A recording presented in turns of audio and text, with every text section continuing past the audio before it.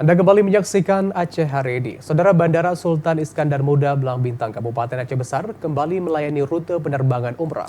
Masyarakat bersyukur atas dibukanya kembali rute penerbangan umroh setelah sempat ditutup akibat pandemi COVID-19. Setelah sempat ditutup akibat pandemi COVID-19, Bandara Internasional Sultan Iskandar Muda Belang Bintang, Kabupaten Aceh Besar kembali membuka penerbangan umrah. Pada penerbangan perdana ini, sebanyak 210 jamaah diberangkatkan menuju Madinah, Arab Saudi. Seluruh jamaah diberangkatkan menggunakan pesawat Boeing 737 MAX 9. Keputusan pembukaan rute Aceh menuju Tanah Suci disambut positif pemerintah Aceh. Selain mempersingkat jarak tempuh, pembukaan rute Aceh-Madinah dinilai sangat membantu masyarakat dalam hal biaya perjalanan umroh.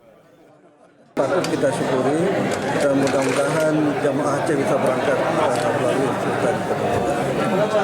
Keuntungannya yang pertama sekali dari segi kos kita akan lebih murah. Yang kedua dari segi waktu kita akan lebih singkat. Dari mana Aceh ke Madinah dan Jeddah itu 7 jam 10 menit dibandingkan dengan Kuala Lumpur 16 jam. Sebelumnya, warga dan jemaah umroh asal Aceh harus mengeluarkan biaya ekstra dan menempuh perjalanan yang panjang karena terpaksa berangkat melalui Bandara Kuala Namu, Sumatera Utara.